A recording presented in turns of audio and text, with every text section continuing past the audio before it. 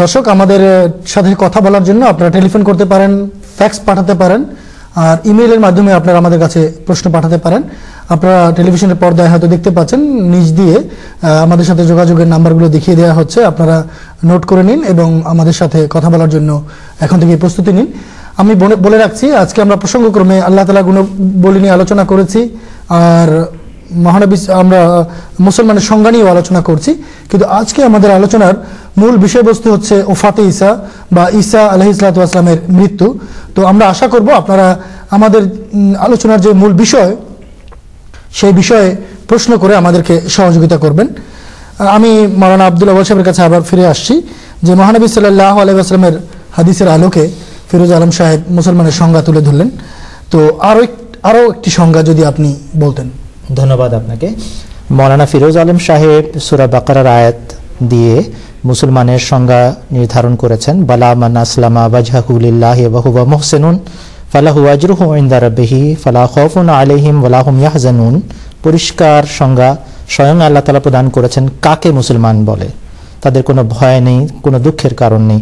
এরপরে বুখারী শরীফ থেকে তিনি বুনিয়াল ইসলাম ওয়ালা খামসিনের প্রসিদ্ধ হাদিস উচ্চারণ করেছেন, যেখানে মহানবী বিশ্বনবী হযরত মুহাম্মদ মুস্তাফা সাল্লাল্লাহু আলাইহি ওয়াসাল্লাম বলেছেন, 5টি বিষয়ে যদি কেউ বিশ্বাস রাখে এবং সেগুলোর উপরে আমল করে, 5টি বিষয়ের উপরে ভিত্তি রেখে ইসলাম প্রতিষ্ঠিত, যে ব্যক্তি এগুলোর উপর আমল করে তাকে মুসলমান বলা হয়। বুনিয়াল ইসলাম ওয়ালা খামসিন। এখন আমি আপনাদের সামনে একটি মজার এবং খুবই প্রসিদ্ধ হাদিস উপস্থাপন করব মুসলিম শরীফ কিতাবুল ঈমান থেকে। হযরত মুহাম্মদ সাল্লাল্লাহু আলাইহি ওয়াসাল্লাম তার সাহাবীদের মাঝে উপস্থিত ছিলেন। এমন সময় একজন সাহাবীর বেশে একজন শুভ্র বসনা অর্থাৎ শুভ্র কাপড়, স্বচ্ছ কাপড় পরিধানকারী এক ব্যক্তি আসলেন, যাকে দেখে মনে হচ্ছে না যে তিনি দূর দূরান্ত থেকে এসেছেন, ভ্রমণ করছেন, একেবারে টাটকা মানুষ। তিনি এসে হুজুর সাল্লাল্লাহু আলাইহি ওয়াসাল্লামের সামনে হাঁটুতে হাঁটু লাগিয়ে বসলেন আর 3টি প্রশ্ন করলেন। ইয়া মুহাম্মাদ আখবিরনি আনিল ইসলামে আনিল ঈমানে আনিল ইহসানে। আমি আওকামা কালা, যেভাবে বর্ণিত আছে হাদিস শরীফে, 3টি বিষয় জানতে চাইলেন। ইসলামের সংজ্ঞা কি, আর জানতে চাইলেন ঈমান কাকে বলে, আর বলা হলো ইহসান কাকে বলে। হুজুর সাল্লাল্লাহু আলাইহি ওয়াসাল্লাম মুসলমান বা ইসলামের যে সংজ্ঞা নির্ধারণ করেছেন সেই অংশটা আমি পড়ছি। প্রশ্নকারী প্রশ্ন করেছেন, ইয়া মুহাম্মাদ আখবিরনি আনিল ইসলামে ক্বালা আল ইসলামু আন তাশহাদা আল্লা ইলাহা ইল্লাল্লাহু ওয়া আন্না মুহাম্মাদার রাসূলুল্লাহ ওয়া তুকিমাস সালাতা ওয়া তুতিজ যাকাতা ওয়া তাসুমা রমাদানা ওয়া তাহুজ্জাল বাইতা ইন ইসতাতা ইলাইহি সাবিলা। ক্বালা সাদাকতা ফাআজিবনা লাহু আন ইয়াসালুহু ওয়া ইউসাদ্দিকুহু। এতটুকু আমি বিষয় রাখছি মুসলিম শরীফ কিতাবুল ঈমান থেকে। প্রশ্নকারী প্রশ্ন করলেন, হে মুহাম্মদ সাল্লাল্লাহু আলাইহি ওয়াসাল্লাম, আমাকে ইসলাম সম্পর্কে বলুন, ইসলাম কাকে বলে? হুজুর সাল্লাল্লাহু আলাইহি ওয়াসাল্লাম বললেন, ইসলাম হলো তুমি আল্লাহ ছাড়া কোনো উপাস্য নাই এবং হযরত মুহাম্মদ মুস্তাফা সাল্লাল্লাহু আলাইহি ওয়াসাল্লাম আল্লাহর রাসূল, এই কথার সাক্ষ্য দাও, নামাজ প্রতিষ্ঠা করো, যাকাত প্রদান করো এবং রমজানের 1 মাস রোজা রাখো, আর আল্লাহ তাআলার বাইতুল্লাহ শরীফ কাবা শরীফের হজ করো, যদি তুমি সেখানে যাওয়ার স্বাচ্ছন্দ্য এবং সৌভাগ্য রাখো, ক্ষমতা রাখো। কালা সাদাকতা। প্রশ্নকারী বলেন, আপনি সত্য বলেছেন। সাহাবা বলছেন রিজওয়ানুল্লাহ আলাইহিম আজমাইন, আমরা আশ্চর্য হলাম, প্রশ্ন করে আবার সত্যায়ন করে, এই ব্যাপারটা কি? তারপরে প্রশ্ন ছিল ঈমান কাকে বলে। হুজুর সাল্লাল্লাহু আলাইহি ওয়াসাল্লাম ঈমানের সংজ্ঞা নির্ধারণ করলেন। আল্লাহর প্রতি ঈমান, ফেরেশতাদের প্রতি ঈমান, সমস্ত কিতাবের প্রতি ঈমান, সমস্ত রাসূলের প্রতি ঈমান, বিচার দিবস, কিয়ামত দিবসের প্রতি ঈমান, তাকদীরের ভালো মন্দের প্রতি ঈমান, এইগুলো হচ্ছে ঈমানের অঙ্গ। এরপরে বললেন যে ইহসান কাকে বলে। ইহসান বলা হয় তুমি এমন ভাবে আল্লাহ তাআলার উপাসনা করো যেন তুমি আল্লাহ তাআলাকে সচক্ষে দেখছো, আর যদি এই অবস্থা তুমি সৃষ্টি করতে না পারো তাহলে কমপক্ষে এতটুকু জেনে রেখো নিশ্চিতভাবে আল্লাহ তোমাকে দেখছেন। এটা হচ্ছে নামাজের মাঝে ইহসানের অবস্থা।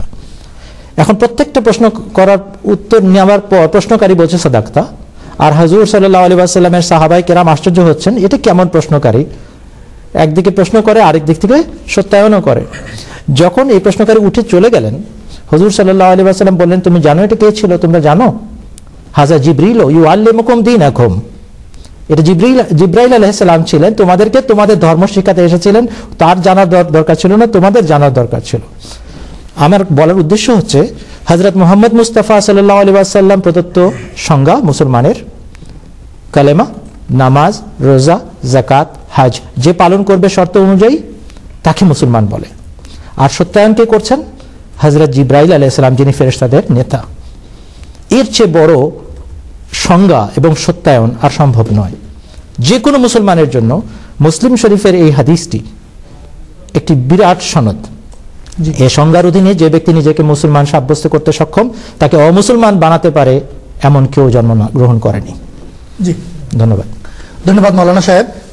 একজন নতুন কলার আছে আমাদের সাথে এখন, মালয়েশিয়া থেকে নূর মোহাম্মদ সাহেব। দেখা যাক তিনি কি বলেন। আসসালামু আলাইকুম। আসসালামু আলাইকুম। ওয়ালাইকুম আসসালাম। ভাই আপনার নাম পরিচয় বলুন। আমার নাম নূর মোহাম্মদ বাবুল, মালয়েশিয়া থেকে বলছি। জি, আপনি আপনার প্রশ্নটি করুন। যে আমার প্রশ্ন হচ্ছে যে একটা সন্তান তার মা বাবার প্রতি কতটুকু দায়িত্ব এবং তার ওয়াইফের প্রতি কতটুকু দায়িত্ব, এই জিনিসটা আমার খুব জানার আগ্রহ। আচ্ছা, ধন্যবাদ আপনাকে ভাই। ইনি আমাদের একজন অহামদি ভাই। যদিও আমাদের আজকের আলোচনার বিষয়ের সাথে এর কোনো সম্পর্ক নেই, তারপরও তিনি প্রশ্নটি করেছেন যে একজন স্বামী সন্তানের প্রতি কতটুকু দায়িত্ব পালন করবে আর স্ত্রীর অধিকার কতটুকু দিবে মা বাবার প্রতি, স্ত্রীর প্রতি। আমি প্রশ্নটি রাখছি প্যানেলের কাছে, দেখি আপনার কে উত্তর দেন। কোরআন শরীফে এটার উত্তর দিয়েছে ভাই। আপনি মালয়েশিয়া থেকে প্রশ্ন করেছেন, প্রশ্নের জন্য ধন্যবাদ। আল্লাহ তাআলা স্পষ্টভাবে মা বাবার যে অধিকার সেটা সংরক্ষণ করেছেন। কোরআনে বলা আছে, কয়েক জায়গায় বলা আছে, এক জায়গায় আমি পড়ছি, ওয়াকাযা রাব্বুকা আল্লা তা'বুদু ইল্লা ইয়্যাহু ওয়া বিল ওয়ালিদাইনি ইহসানা ইম্মা ইয়াবলুগান্না ইনদাকাল কিবারা আহাদুহুমা আও কিলাহুমা ফালা তাকুল লাহুমা উফফিন ওয়া লা তানহারহুমা ওয়া কুল লাহুমা কাওলান কারীমা ওয়াখফিজ লাহুমা জানাহাজ যুল্লি মিনার রাহমাতি ওয়া কুর রাব্বিরহামহুমা কামা রাব্বায়ানি সগীরা। তোমার প্রতিপালক প্রভু তোমাকে তাগিদপূর্ণ নির্দেশ প্রদান করেছেন, একমাত্র অদ্বিতীয় খোদা তাআলার উপাসনা করবে এবং মাতা পিতার সাথে ভালো ব্যবহার করবে। অনুগ্রহর শব্দটা এখানে প্রয়োগ করা যাবে না। আল্লাহর পরে মাতা পিতার সবচেয়ে বড় অনুগ্রহ তার সন্তানদের প্রতি। আমরা তাদের প্রতি কোনো অনুগ্রহ করতে পারি না, তাদের সাথে সৎ ব্যবহার করবে, এই জন্য আমি অনুবাদ করছি। সেখানে বলা আছে যদি বার্ধক্যে উপনীত হন তারা উভয়ে তোমার কাছে, কিংবা একজন যদি তাদের মাঝে জীবিত থাকেন বার্ধক্যে, কখনো তাদের কোনো কথায় বা কাজে বিরক্ত হয়ে উফ শব্দ পর্যন্ত উচ্চারণ করবে না, বরং তাদের সাথে উত্তম আচরণ করবে, সম্মানসূচক আচরণ করবে এবং তাদের জন্য প্রতিনিয়ত দোয়া করবে। রব্বিরহামহুমা কামা রাব্বায়ানি সগীরা। হে আল্লাহ, তারা আমাদের প্রতি যে অনুগ্রহ করেছেন শৈশবে, তার ঋণ পরিশোধ করার ক্ষমতা আমাদের নাই, কিন্তু তোমার কাছে আমরা আকুতি করি তাদের প্রতি সেভাবে তুমি আচরণ করো যেভাবে ছোটবেলায় তারা আমাদের প্রতি অনুগ্রহ করেছিলেন। এটা হচ্ছে ঋণ পরিশোধের একটা চেষ্টা মাত্র। তারপরেও এই কথা সত্য যে কখনো ঋণ পরিশোধ করা সম্ভব নয়। এরপরের পয়েন্টটা হচ্ছে স্ত্রীর অধিকার ইসলামে সংরক্ষিত। স্ত্রী আপনার কাছে আমানত স্বরূপ আসে এবং তার আবেগ, তার অনুভূতি, তার সমস্ত চাওয়া পাওয়ার প্রতি আপনার মনোযোগ দিতে হবে। কিন্তু যদি কোনো ক্ষেত্রে সে পিতামাতার প্রতি বেয়াদবি করে বা পিতামাতার অধিকার সংরক্ষণ ঠিকমতো করতে না জানে, সেখানে আপনাকে স্ট্যান্ড নিতে হবে। আমরা যে জামাতের সদস্য, সেই জামাতের পবিত্র প্রতিষ্ঠাতা হযরত মির্জা গোলাম আহমদ কাদিয়ানী আলাইহিস সালাম খুব চমৎকার একটা শিক্ষা দিয়েছেন। যদি স্ত্রী এবং মায়ের মধ্যে বনিবনা না হয়, তাহলে বাড়ির হাত খরচ মায়ের হাতে দাও। কখনো তোমার মাকে তোমার স্ত্রীর মুখাপেক্ষী করো না, তার সামনে ছোট হতে দিও না। অর্থাৎ মা যতদিন আছেন ততদিন পর্যন্ত জান্নাত কামাই করে নাও। স্ত্রীকে বোঝানো দরকার, যদি তোমার সাথে বনিবনা ভালোভাবে নাও হয়, মনে করো যে এটাই তোমার পরীক্ষা, তুমি মায়ের সেবা করো, তাকে সম্মান করো এবং তার দোয়া নেওয়ার চেষ্টা করো যেন আমরা জান্নাতে যেতে পারি।